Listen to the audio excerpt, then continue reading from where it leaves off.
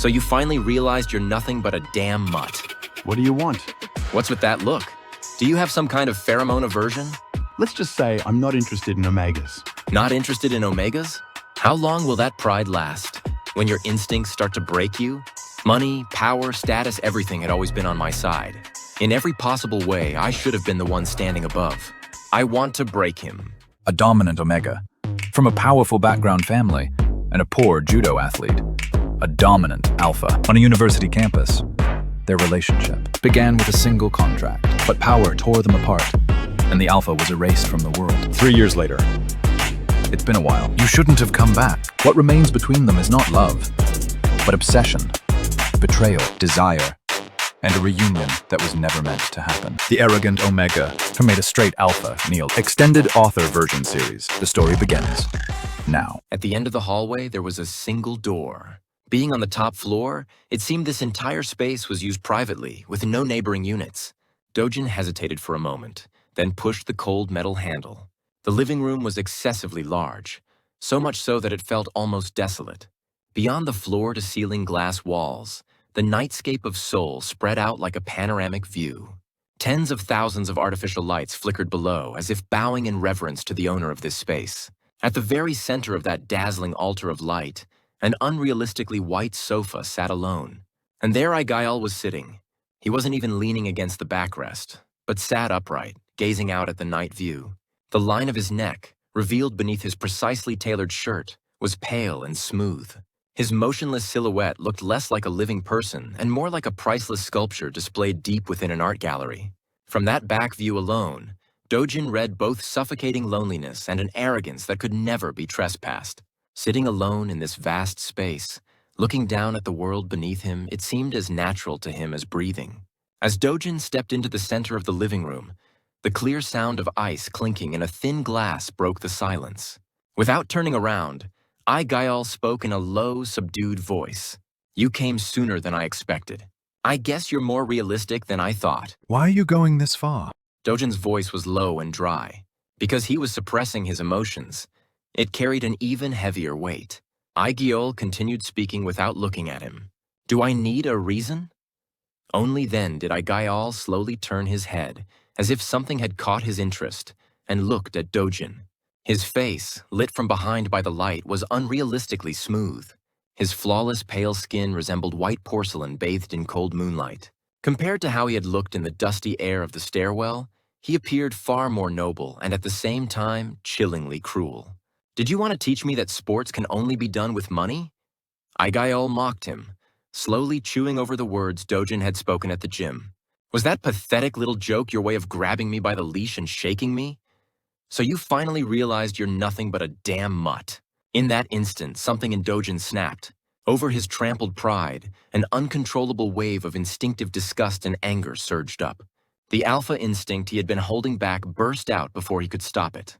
The density of the air changed in an instant. Pheromones poured sharply out of Dojin's body without even a moment to be contained. It lasted only a brief second, but it swept through the living room like a violent storm. Sensitive to scent, Aigial was the first to take the full force of it. His shoulders visibly flinched. It wasn't just pressure. It was a dense, overwhelming scent that felt as though it could paralyze his entire body, wild, heavy, and suffocating. This wasn't just a dominant alpha. It was the pheromones of an apex alpha. And he lived suppressing something like this? Even as a dominant omega, who had experienced countless alpha's pheromones, what Seo Dojin emitted was on a completely different level. Unrefined, raw power, a destructive intensity that only a predator at the very top could possess.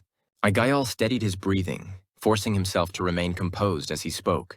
But his voice trembled slightly, thinner than usual. "Why did you come? I thought your pride was too great to ever see me again." Dojin didn't miss that subtle tremor. One step. As Dojin closed the distance, his massive shadow fell harshly over Aigiol's feet on the marble floor. What do you want? His low voice scraped against Aigiol's ear. Instead of answering, Aigiol slowly tilted his head. Perhaps because of the lingering stimulation from the alpha's earlier outburst, his own trait began to rise instinctively, like a defensive mechanism. A faint, sweet scent of lilies spread quietly through the cold air like thin veins. As the scent of a dominant omega drifted, Dojin's brow flickered noticeably. Catching that brief change in his expression, Aigial asked, as if he couldn't understand. What's with that look? Do you have some kind of pheromone aversion? Not really. Let's just say, I'm not interested in omegas. Dojin's answer was firm, as if cut cleanly with a blade. But Aigial didn't step back. Instead, he rose from the sofa and slowly closed the distance between them. For someone like that, you're making it pretty obvious how much you dislike it. Back when we first met, and now too. Dojin's eyes flickered slightly. He let out a short breath, as if trying to cool the heat rising within him before speaking. I've never been with an omega. Never even met one like that. I just want to live normally, without being controlled by this alpha-omega nonsense. Aigial stopped walking and stared at him. A strange curiosity surfaced on his pale face, as if he couldn't believe what he was hearing. You're dominant, aren't you? That doesn't matter to me. It's not something you can just ignore. Dominants have to release pheromones regularly. Otherwise, you either take extremely expensive suppressants or lose control like you just did. Do you even realize how dangerous that is? There was a sharp edge hidden in I-gyeol's tone. It wasn't just criticism of Dojin, it was a defense mechanism born from a life spent being controlled by his own overwhelming trait. I suppress it with training. The judo team runs regular checks and I take suppressants. If I push my body to its limit every day, those instincts stay quiet. Somehow, the conversation had shifted to worrying about Dojin's trait. I-gyeol looked at him, recalling the hardships he had endured as a dominant omega, the countless greedy gazes and heat-filled desires of alphas. Well, it's not really my problem, but you're the first person like this I've ever seen. Dojin turned his head to look at him. I-gyeol forced down a bitter expression and shifted his gaze to the night view outside. Most alphas, especially strong ones, want this useless, suffocating pheromone I have. I-gyeol lightly brushed the back of his neck. But in truth, Dojin was barely holding himself together.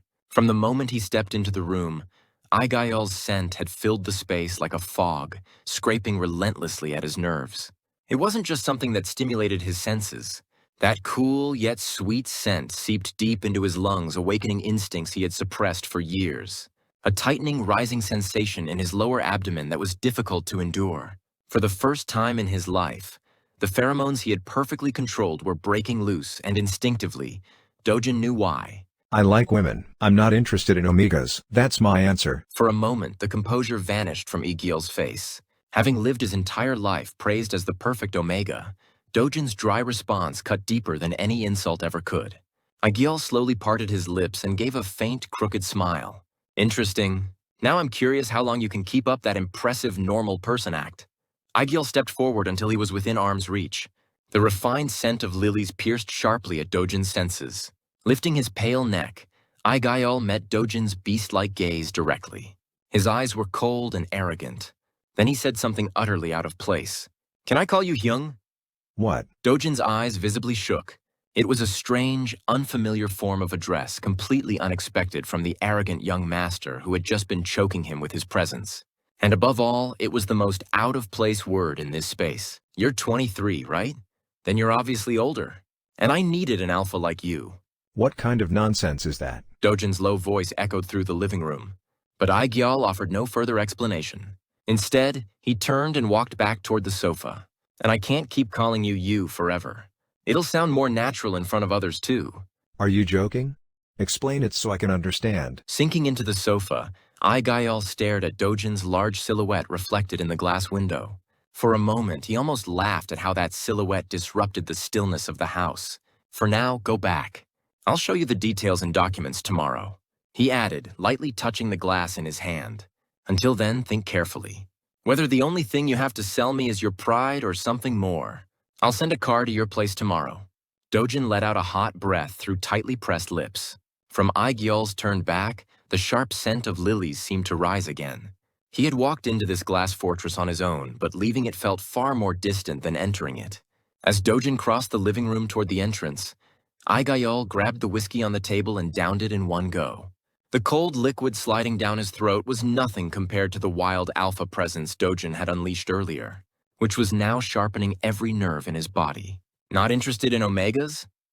A crooked smile spread across Aigiol's lips. He had clearly seen it the way Dojin's eyes had wavered under their pheromones. How long would that precious pride last against the overwhelming tide of survival and the curse of their very nature? I-gyeol stared blankly out at the night view. Hello, this is Seoulmuse. Thank you for listening to today's episode. This is the extended author version of the arrogant Omega who made a straight alpha Neo. If you'd like to enjoy the full story from the beginning, please start from episode 1. You can find it in the playlist and the links in the description below, so be sure to check them out. I'll be back soon with the next episode and an even more dynamic story. Don't forget to subscribe and join me. Thank you for watching.